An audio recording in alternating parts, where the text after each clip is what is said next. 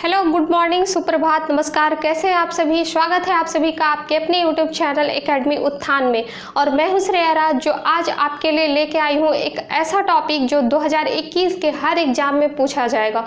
और ये टॉपिक मैं आपको बहुत ही कम समय में क्लियर करा दूंगी, क्योंकि पढ़ना कम है, कम समय में पढ़ना है, लेकिन गेन बहुत अधिक करना है। तो आप अगर 2021 का कोई भी एग्जाम दे रहे हैं, चाहे बीपीएससी दे रहे हो, एसएससी दे रहे हो, बिहार एसआई दे रहे हो, रेलवे दे रहे हो, या कोई भी एग्जाम की तैयारी कर रहे हो, तो आप इस वीडियो को जरूर देखें। आपके लिए बहुत फायदेमंद होगा।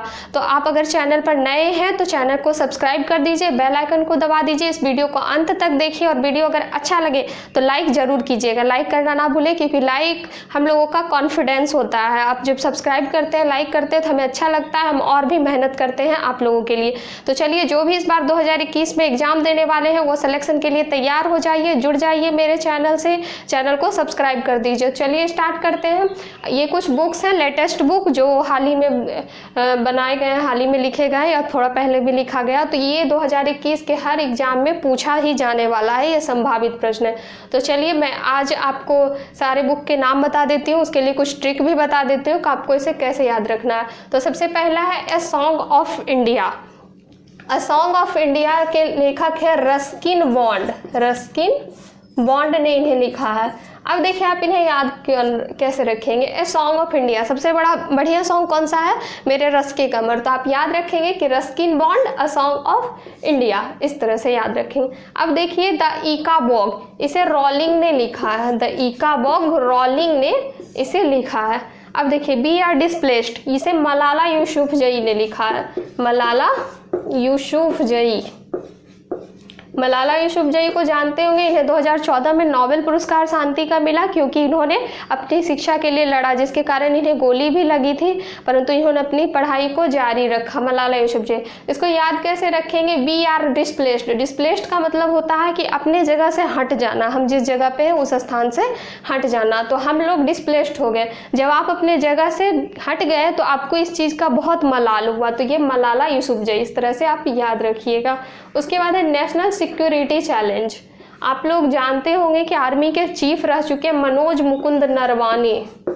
मनोज मुकुंद नरवाने, तो इनके द्वारा लिखी गई है नेशनल सिक्योरिटी चैलेंज। आर्मी के ऊपर हमारे देश की सिक्योरिटी की, हमारे देश की जो सुरक्षा होती है उनकी जिम्मेवारी होती है। तो आप याद रखेंगे कि मनोज मुकुंद नरवाने जो थे वो आर्मी के चीफ रह चुके हैं। तो यानी कि national security challenge Manoj Mukund Naravane ने लिखी है। अब देखिए, द प्रॉमिस लैंड, ये बराक ओबामा की एक बहुत ही अच्छी बायोग्राफी है, ऑटोबायोग्राफी है। ऑटोबायोग्राफी का मतलब होता है जो खुद से अपने जीवनी के बारे में लिखना। यानी कि आप अगर अपने जीवनी के बारे में खुद से लिखते हैं तो इसे ऑटोबायोग्राफी कहते हैं। अगर आपके जीवनी के बारे में कोई अन्य लिखता है तो उसे बायोग्राफी कहते हैं। ये ऑटोबायोग्राफी और बायोग्राफी का अंतर है, आप इसे भी ध्यान में रखेंगे, कभी ना कभी काम आएगा।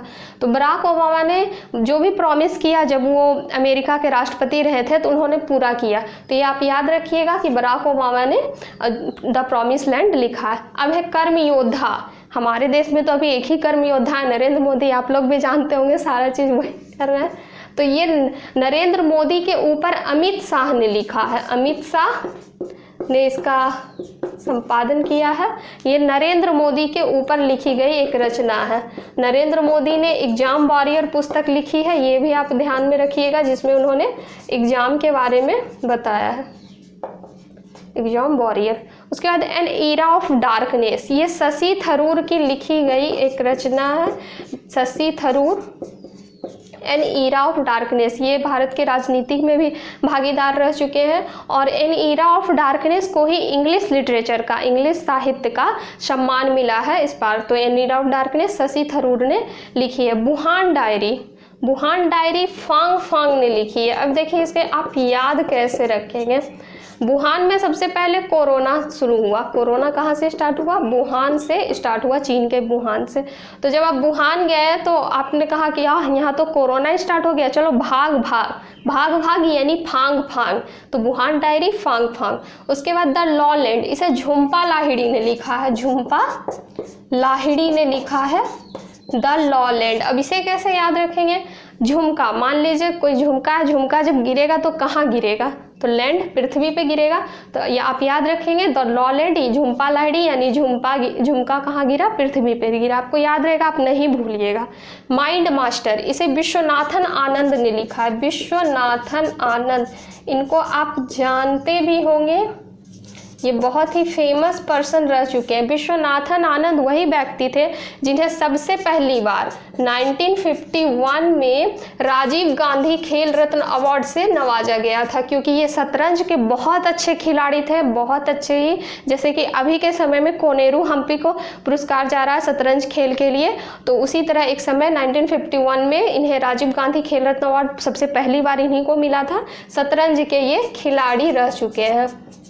तो चलिए यहाँ से तो आपको याद हो गया ये सारा, song of India, Ruskin Bond, दईका वोग, Rowling, we are displaced, Malala Yousafzai, national security challenge, Manoj Mukund Naravane, the promise land, Barack Obama, Karmayoddha, Amit Shah, Narendra Modi के ऊपर लिखा गया, an era of darkness, Shashi Tharoor, Wuhan diary, Fang Fang, the lowland, Jhumpa Lahiri, mind master, Viswanathan Anand ने लिखा। अब चलिए इधर देखते हैं, यहाँ सगी बहन डगलस स्टुअर्ट ने लिखा है, डगलस स्टुअर्ट ने लिखा है सगी बहन, और इन्हें मैन बुकर पुरस्कार भी मिला है। तो अगर आपके एग्जाम में आ जाए कि मैन बुकर पुरस्कार हाल ही में किसे मिला है, तो ये डगलस स्टुअर्ट को मिला है सगी बहन के लिए, सगी बहन रचना के लिए। अब द डिस्कम्फर्ट ऑफ इवनिंग, इन्हें मारिके लुकास ने लिखा है, मारिके लुकास ने लिखा है डिस्कम्फर्ट ऑफ इवनिंग। अब देखिए इसे याद कैसे रखेंगे, आप शाम में घर आए, लेट से घर आए, आपके पिताजी ने आपको मार के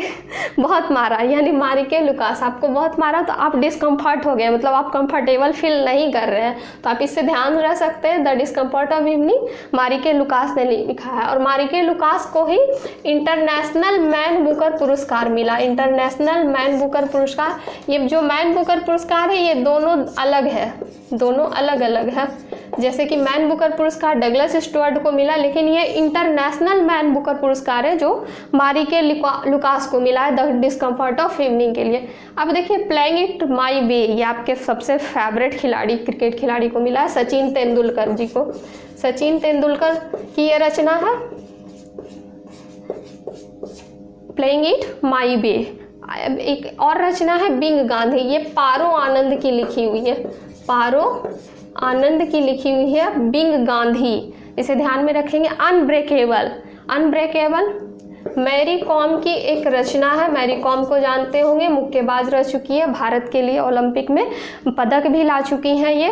तो अनब्रेकेबल, इनके लिए कोई भी काम करना, कोई इन पे ब्रेक नहीं लगा सकता, ये बहुत आगे तक जाएंगी, इसीलिए इन्होंने अनब्रेकेबल लिखा, आप ध्यान रख सकते हैं। लॉकडाउन लिएशन, इन्हें शोभा डे ने लिखा है, शोभा डे, लॉकडाउन लिएशन। अब देखिए इसे कैसे ध्यान में रखेंगे, लॉकडाउन लगा है, आपके कोई मित्र आपको कहे चलो बाहर चलते हैं, आपने कहा नहीं सोने दो, शोभा डे यानी शोभा दे, सोने दो शोभा डे, आप इसे ध्यान रख सकते हैं।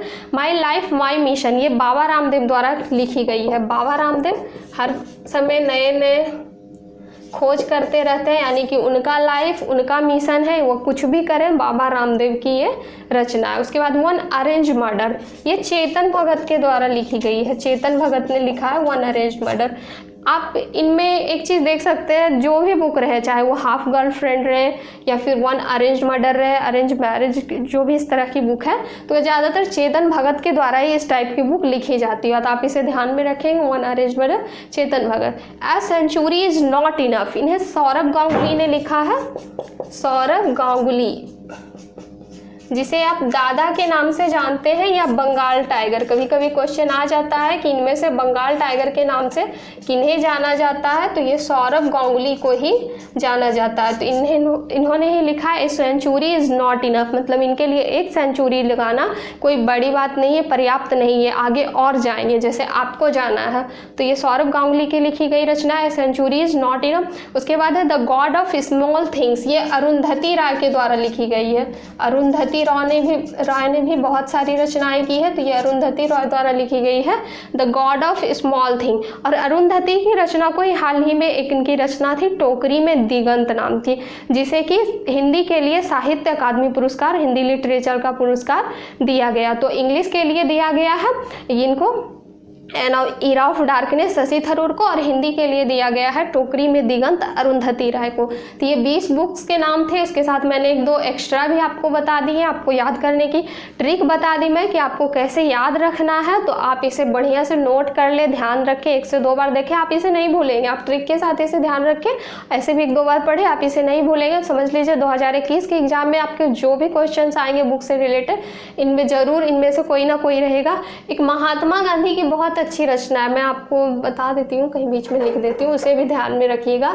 My experiment with truth, my experiment with truth, कहाँ बेटा, my experiment with truth, Mahatma Gandhi द्वारा लिखी गई है। ये भी एक फेमस बुक है और एग्जाम में ज़्यादातर पूछे जाते हैं, तो आप इसे भी ध्यान रखिएगा। My experiment with truth Mahatma Gandhi की ही ऑटोबायोग्राफी है। तो ये बुक्स के कुछ नाम थे, उनके बारे में मैंने आपको बता दिया। मैं चाहती तो पूरा लिख के भी लाती आपके लिए, लेकिन आपको मेहनत करवाना है मुझे, तो मैं आपको ये बताना चाहती हूँ कि जैसे मैं मेहनत कर रही हूँ आपके लिए, आप भी मेहनत करें और इस वीडियो को लाइक कर दें, सब्सक्राइब कर दें, इसे जितना फॉरवर्ड कर सकते हैं करें, क्योंकि आपके सपोर्ट की मुझे ज़रूरत है। इसीलिए आप फॉरवर्ड करें, आप हमारी मदद करें, हम आपके लिए एक से एक इस तरह की टॉपिक लाएंगे और आपको सिलेक्शन जरूर दिलाएंगे। चलिए घर पे रहिए, सुरक्षित रहिए, अपना ख्याल रखिएगा।